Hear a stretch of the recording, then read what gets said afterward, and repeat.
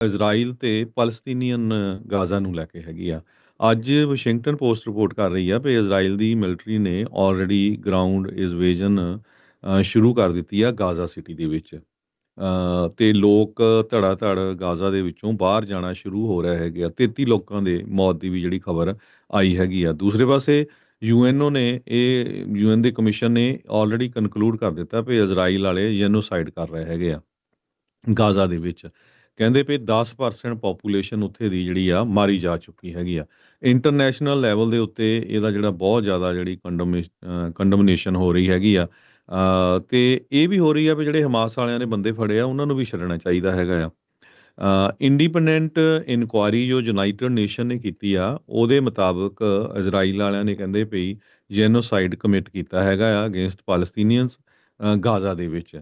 ਤੇ ਕਹਿੰਦੇ ਵੀ ਇਹ 10% ਪਲਸਤੀਨੀਅਨ ਦੀ ਪਾਪੂਲੇਸ਼ਨ ਜਾਂ ਮਾਰੀ ਜਾ ਚੁੱਕੀ ਆ ਜਾਂ ਉਹ ਫੱਟੜ ਹੋ ਚੁੱਕੀ ਆ ਜਦ ਦੀ ਜੰਗ ਸ਼ੁਰੂ ਹੋਈ ਆ ਗਾਜ਼ਾ ਏਰੀਏ 'ਚ। ਅਤੇ ਅੱਜ ਜਿਹੜੀ ਆ ਗਾਜ਼ਾ ਦੇ ਵਿੱਚ ਆਲਰੇਡੀ ਇਜ਼ਰਾਈਲ ਦੀ ਮਿਲਟਰੀ ਨੇ ਐਂਟਰ ਕਰਨਾ ਸ਼ੁਰੂ ਕਰ ਦਿੱਤਾ ਆ ਅਤੇ ਉਹਨਾਂ ਨੂੰ ਇੱਕ ਤਰ੍ਹਾਂ ਦੇ ਨਾਲ ਇਹੀ ਕਿਹਾ ਗਿਆ ਵੀ ਇਹਨੂੰ ਛੱਡ ਕੇ ਚਲੇ ਜਾਓ। ਪਰ ਇਜ਼ਰਾਈਲ ਦੇ ਜਿਹੜੇ ਪ੍ਰਾਈਮ ਮਿਨਿਸਟਰ ਨੈਤਨਯਾਹੂ ਆ ਉਹ ਕਿਸੇ ਦੀ ਗੱਲ ਸੁਣ ਨਹੀਂ ਰਹੇ।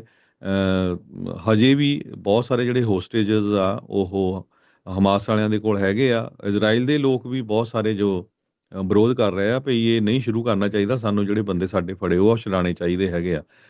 ਗਾਜ਼ਾ ਸਟ੍ਰਿਪ ਦੇ ਵਿੱਚ ਕਹਿੰਦੇ ਵੀ ਇਜ਼ਰਾਈਲ 75% ਆਕੂਪਾਈ ਕਰ ਲੂਗਾ। ਸੋ ਇੱਥੋਂ ਤੁਸੀਂ ਅੰਦਾਜ਼ਾ ਲਾ ਲਓ ਵੀ ਪੂਰੇ ਦਾ ਪੂਰਾ ਜਿਹੜਾ ਏਰੀਆ ਆ ਉਹ ਇਜ਼ਰਾਈਲ ਵਾਲਿਆਂ ਦੇ ਕੋਲ ਚਲੇ ਜਾਊਗਾ। ਟਰੰਪ ਉਹਨਾਂ ਨੇ ਇਹ ਕਿਹਾ, ਪ੍ਰੈਜ਼ੀਡੈਂਟ ਟਰੰਪ ਨੇ, ਵੀ ਮੈਨੂੰ ਜ਼ਿਆਦਾ ਪਤਾ ਨਹੀਂ ਹੈਗਾ ਵੀ ਗਾਜ਼ਾ ਦੇ ਵਿੱਚ ਜਿਹੜਾ ਇਹਨਾਂ ਦਾ ਅਫੈਂਸਿਵ ਆ ਉਹ ਚੱਲ ਰਿਹਾ ਹੈਗਾ।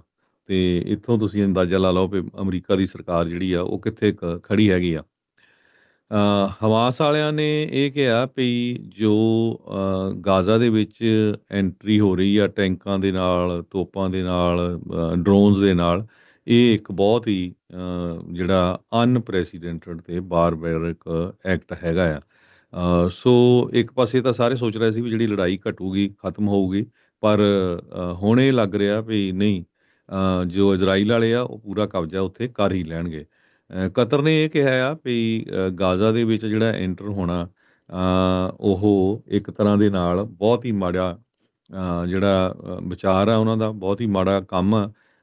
ਜਦ ਕਿ ਇੱਕ ਪਾਸੇ ਜੋ ਹਮਾਸ ਵਾਲਿਆਂ ਦੇ ਨਾਲ ਗੱਲਬਾਤ ਵੀ ਚੱਲ ਰਹੀ ਹੈਗੀ ਆ। ਪਿਛਲੇ ਦਿਨਾਂ 'ਚ ਕਤਰ ਦੇ ਵਿੱਚ ਵੀ ਜਿਹੜਾ ਇਜ਼ਰਾਈਲ ਵਾਲਿਆਂ ਨੇ ਅਟੈਕ ਕੀਤਾ ਸੀ ਹਮਾਸ ਦੇ ਕੁਛ ਲੋਕਾਂ 'ਤੇ, ਪਰ ਉਹਨਾਂ ਦੇ ਜਿਹੜੇ ਲੀਡਰ ਸੀ ਉਹ ਬਚ ਗਏ ਹੈਗੇ ਆ। ਗਾਜ਼ਾ ਸਿਟੀ ਦੇ ਜਿਹੜੇ ਰਹਿਣ ਵਾਲੇ ਲੋਕ ਆ ਉਹ ਇਹ ਕਹਿ ਰਹੇ ਆ ਵੀ ਇੰਨੀ ਤੇਜ਼ੀ ਦੇ ਨਾਲ ਬੰਬਾਰਡਮੈਂਟ ਹੋ ਰਹੀ ਆ ਵੀ ਸਿਰ ਪੂਰਾ ਡਰ ਵਾਲਾ ਮਾਹੌਲ ਹੀ ਉੱਥੇ ਜਿਹੜਾ ਬਣਾਇਆ ਗਿਆ ਹੈਗਾ ਤਾਂ ਕਿ ਲੋਕ ਉੱਥੋਂ ਛੱਡ ਕੇ ਭੱਜ ਜਾਣ। ਪੂਰੀ ਦੀ ਪੂਰੀ ਪਾਪੂਲੇਸ਼ਨ ਜਿਹੜੀ ਗਾਜ਼ਾ ਦੇ ਵਿੱਚ ਆ ਉਹ ਚੇਂਜ ਹੋ ਚੁੱਕੀ ਹੈਗੀ ਆ। ਕਹਿੰਦੇ ਵੀ ਗਾਜ਼ਾ ਦੇ ਵਿੱਚ 4.5 ਲੱਖ ਦੇ ਕਰੀਬ ਲੋਕ ਰਹਿੰਦੇ ਸੀ ਜਦੋਂ ਜੰਗ ਸ਼ੁਰੂ ਹੋਈ ਉਸ ਤੋਂ ਪਹਿਲਾਂ। ਤੇ ਉਹ ਬਹੁਤ ਵੱਡੀ ਗਿਣਤੀ ਦੇ ਵਿੱਚ ਜਿਹੜੇ ਲੋਕ ਆ ਉਹ ਉੱਥੋਂ ਛੱਡ ਕੇ ਚਲੇ ਗਏ ਹੈਗੇ। ਯੂਐਨ ਦੇ ਕਮਿਸ਼ਨ ਨੇ ਇੱਥੋਂ ਤੱਕ ਵੀ ਕਹਿ ਦਿੱਤਾ ਵੀ ਇਜ਼ਰਾਈਲ ਕਮਿਟ ਕਰ ਰਿਹਾ ਆ ਜੈਨੋਸਾਈਡ ਗਾਜ਼ਾ ਦੇ ਵਿੱਚ। ਇਹ ਜਿਹੜੇ ਉਹ ਸਾਹਮਣੇ ਆ ਨੇਤਨਯਾਹੂ ਦੀ, ਤੁਸੀਂ ਹਰਜੋਤ ਦੀ ਗੱਲ ਕਰ ਰਹੇ ਸੀਗੇ ਨਾ, ਉਹਨੇ ਕੱਲ੍ਹ ਇੱਕ ਕਾਂਗਰਸ ਦੇ ਜਿਹੜੇ ਦੋਨਾਂ ਹੀ ਪਾਰਟੀਆਂ ਦੇ ਜਿਹੜੇ ਬੰਦੇ ਪਹੁੰਚੇ ਹੋਏ ਸੀਗੇ ਤਾਂ ਉਹਨਾਂ ਨੂੰ ਇੱਕ ਹਿਸਾਬ ਦੇ ਨਾਲ ਪਤਾ ਨਹੀਂ ਹੁਣ ਧਮਕੀ ਦੱਸੋ ਵੇਖੀ ਜਾਵੇ ਜਾਂ ਕਿਸ ਹਿਸਾਬ ਦੇ ਨਾਲ ਉਹਨਾਂ ਨੇ ਕਿਹਾ, ਕਹਿੰਦੇ ਵੀ ਸਾਰਿਆਂ ਕੋਲ ਫੋਨ ਹੈਗੇ ਆ ਨਾ, so you have part of Israel in you, ਵੀ ਤੁਹਾਡੇ ਕੋਲ ਕੁਛ ਨਾ ਕੁਛ ਇਜ਼ਰਾਈਲ ਦਾ ਜਿਹੜਾ ਹਿੱਸਾ ਹੈ ਇੱਕ ਹਿਸਾਬ ਦੇ ਨਾਲ ਇਹ ਹੈਗਾ ਆ। ਇਹ ਹੁਣ ਇਹ ਨਹੀਂ ਪਤਾ ਵੀ ਹਿਜ਼ਬੁੱਲਾ ਦੇ ਜਿੱਦਾਂ ਆਪਰੇਟਿਵਸ ਨੂੰ ਚੱਕਿਆ ਸੀ ਕਿਤੇ ਇਹ ਧਮਕੀ ਉਹ ਇਸ ਦੇ ਵਿੱਚ ਲੁਕੀ ਹੈਗੀ ਆ ਵੀ ਜੇ ਤੁਸੀਂ ਕੁਛ ਬਾਹੜਾ ਖੱਬੇ ਸੱਜੇ ਜਾਣ ਦੀ ਕੀਤੀ ਤਾਂ ਫਿਰ ਅਸੀਂ ਤੁਹਾਡੇ ਨੂੰ ਕੰਟਰੋਲ ਜਿਹੜਾ ਉਹ ਕਰ ਸਕਦੇ ਹਾਂ, ਜਾਂ ਫਿਰ ਜਿਹੜੇ ਵੱਖ-ਵੱਖ ਇਹਨਾਂ ਦੇ ਸਪਾਈਵੇਅਰ ਆ ਉਹਦਾ ਇਸ਼ਾਰਾ ਜਿਹੜਾ ਉਹ ਕਰ ਰਹੇ ਸੀਗੇ ਵੀ ਇਹਨਾਂ ਫੋਨਸ ਦੇ ਜ਼ਰੀਏ ਅਸੀਂ ਤੁਹਾਡੇ ਉੱਤੇ ਜਿਹੜੀ ਉਹ ਨਜ਼ਰ ਰੱਖੀ ਬੈਠੇ ਹਾਂ। ਸੋ ਹੁਣ ਤੋਂ ਕੁਛ ਘੰਟੇ ਪਹਿਲਾਂ ਯੂਐਨ ਦੇ ਕਮਿਸ਼ਨ ਨੇ ਕਿਹਾ ਵੀ ਇਜ਼ਰਾਈਲ ਦੇ ਦੁਆਰਾ ਜੈਨੋਸਾਈਡ ਕੀਤਾ ਜਾ ਰਿਹਾ ਆ ਗਾਜ਼ਾ ਦੇ ਵਿੱਚ। ਇੰਡੀਪੈਂਡੈਂਟ ਯੂਐਨ ਦੀ ਇਨਕੁਆਇਰੀ ਆ ਉਹ ਕਨਕਲੂਡ ਹੋਈ ਆ ਪਹਿਲੀ ਵਾਰ, ਅਤੇ ਇਹ ਆਖਿਆ ਗਿਆ 72 ਪੇਜਾਂ ਦੀ ਜਿਹੜੀ ਰਿਪੋਰਟ ਆ ਉਹ ਰਿਲੀਜ਼ ਕੀਤੀ ਗਈ ਆ ਅੱਜ ਕਮਿਸ਼ਨ ਦੇ ਦੁਆਰਾ। ਇਹ ਜਿਹੜਾ ਕਮਿਸ਼ਨ ਆ UN human right council HRC ਇਹ ਸੈਟਅਪ ਕੀਤਾ ਗਿਆ ਸੀਗਾ ਅਤੇ ਉਹਨੇ ਜਿਹੜਾ ਇਹ ਪਾਇਆ ਆ ਵੀ ਇਜ਼ਰਾਈਲ ਦੇ ਦੁਆਰਾ 4 ਜੈਨੋਸਾਈਡਲ ਐਕਟ ਉੱਥੇ ਕਮਿਟ ਕੀਤੇ ਗਏ ਆ ਜਿਹੜੀ 7 ਅਕਤੂਬਰ 2023 ਦੇ ਹਮਾਸ ਦੇ ਹਮਲੇ ਤੋਂ ਬਾਅਦ ਦੇ ਵਿੱਚ। ਕਹਿੰਦੇ ਵੀ ਇਜ਼ਰਾਈਲ ਦੀ ਮਿਲਟਰੀ ਦੇ ਦੁਆਰਾ ਜਿਹੜਾ ਜੋ ਕੈਂਪੇਨ ਆ ਉਹ ਲਾਂਚ ਕੀਤਾ ਗਿਆ ਸੀਗਾ। ਸੋ ਹਰਜੋਤ ਸਿੰਘ ਜੀ, ਹੁਣ ਤਾਂ UN ਵੀ ਜਿਹੜੀ ਉਹ ਇਹ ਆਖਣ ਲੱਗ ਗਈ ਆ, ਮੈਨੂੰ ਲੱਗਦਾ 150 ਤੋਂ ਵੱਧ ਜਾਂ 150 ਦੇ ਤਕਰੀਬਨ ਜਿਹੜੇ ਮੁਲਕ ਆ ਉਹਨਾਂ ਨੇ ਪੈਲਸਤੀਨ ਨੂੰ ਇੱਕ ਵੱਖਰੇ ਮੁਲਕ ਦੇ ਦਰਜੇ ਦੇ ਤੌਰ ਦੇ ਉੱਤੇ, ਵੱਖਰੀ ਸਟੇਟ ਦੇ ਤੌਰ ਦੇ ਉੱਤੇ ਮਾਨਤਾ ਜਿਹੜੀ ਉਹ ਦੇ ਰਹੇ ਹੈਗੇ ਆ।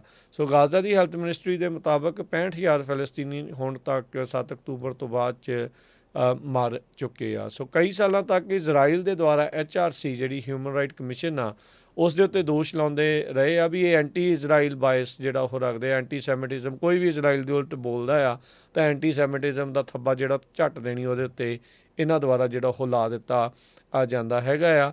ਇੱਥੋਂ ਤੱਕ ਵੀ ਆਪਾਂ ਦੇਖਿਆ ਸੀਗਾ ਵੀ UN ਦੇ ਬਹੁਤ ਸਾਰੇ ਅਧਿਕਾਰੀਆਂ ਦੇ ਵੀਜ਼ੇ ਤੱਕ ਨਹੀਂ ਲਾਏ ਜਾਂਦੇ ਇਜ਼ਰਾਈਲ ਦੇ ਵਿੱਚ।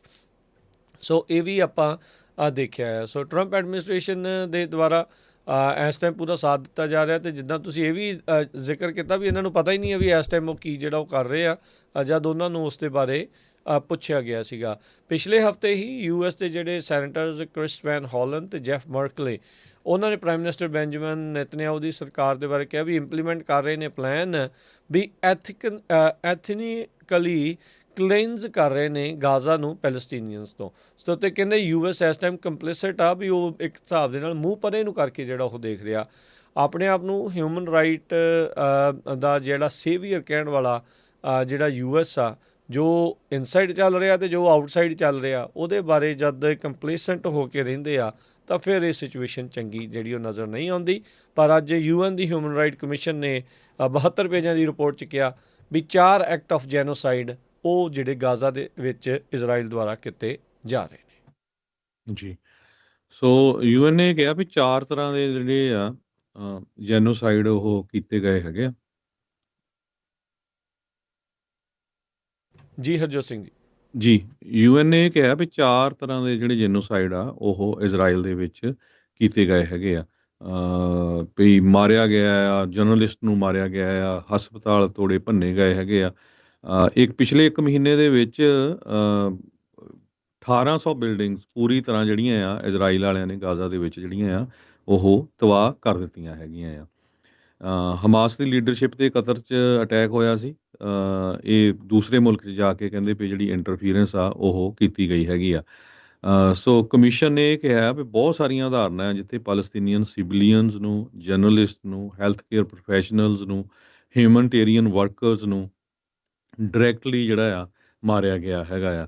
ਸੋ ਇਹ ਘਰਾਂ ਦੇ ਵਿੱਚ, ਹਸਪਤਾਲਾਂ ਦੇ ਵਿੱਚ, ਸਕੂਲਾਂ ਦੇ ਵਿੱਚ, ਧਾਰਮਿਕ ਸਥਾਨਾਂ ਦੇ ਵਿੱਚ। ਇਹ ਜਿਹੜੀ ਰਿਪੋਰਟ ਆ ਜਨਵਰੀ 2024 ਦੇ ਵਿੱਚ ਇੱਕ 5 ਸਾਲਾਂ ਦਾ ਹਿੰਦ ਰਾਜ਼ਾਬ ਤੇ ਉਹਦੀ ਜਿਹੜੇ ਪੂਰੇ ਦਾ ਪੂਰਾ ਪਰਿਵਾਰ ਆ ਉਹ ਸਿਕਿਉਰਿਟੀ ਫੋਰਸਿਸ ਨੇ ਮਾਰ ਦਿੱਤਾ ਸੀਗਾ। ਇਹ ਵੀ ਰਿਪੋਰਟ 'ਚ ਦੱਸਿਆ ਗਿਆ ਆ ਵੀ ਜਾਣ ਬੁੱਝ ਕੇ ਜਿਹੜੇ ਕਈ ਲੋਕ ਮਾਰੇ ਗਏ ਜਿੱਥੋਂ ਉਹਨਾਂ ਨੂੰ ਕਿਸੇ ਤਰ੍ਹਾਂ ਦਾ ਖਤਰਾ ਵੀ ਨਹੀਂ ਸੀਗਾ। ਕਈ ਲਾਈਨ 'ਚ ਲੱਗੇ ਹੋਏ ਸੀਗੇ ਫੂਡ ਲੈਣ ਦੇ ਲਈ। ਸੋ ਬਹੁਤ ਹੀ ਕਾਫੀ ਡਰਾਵਣੀ ਜਿਹੜੀ ਪਿਕਚਰ ਆ UN ਨੇ ਪੇਸ਼ ਕੀਤੀ ਹੈਗੀ ਆ। ਪਰ ਇਜ਼ਰਾਈਲ ਦੀ ਮਿਲਟਰੀ ਖੁਦ ਮੰਨਦੀ ਆ ਵੀ ਜਿੰਨੀ ਗਾਜ਼ਾ ਦੀ ਪੋਪੂਲੇਸ਼ਨ ਆ ਉਹਦਾ ਲੈਸ ਦੈਨ 1% ਹਮਾਸ ਦੇ ਮਿਲੀਟੈਂਟ ਆ, ਮੇਬੀ 3000 ਦੇ ਕਰੀਬ। ਸੋ ਉਹਨਾਂ ਨੂੰ ਫੰਡ ਦੇ ਲਈ ਪੂਰੇ ਦਾ ਪੂਰਾ ਜਿਹੜਾ ਸ਼ਹਿਰ ਆ ਉਹਦੇ 'ਤੇ ਕਬਜ਼ਾ ਕਰ ਲੈਣਾ ਅਤੇ ਉੱਥੋਂ ਲੋਕਾਂ ਨੂੰ ਪੂਰੀ ਤਰ੍ਹਾਂ ਭਜਾ ਦੇਣਾ।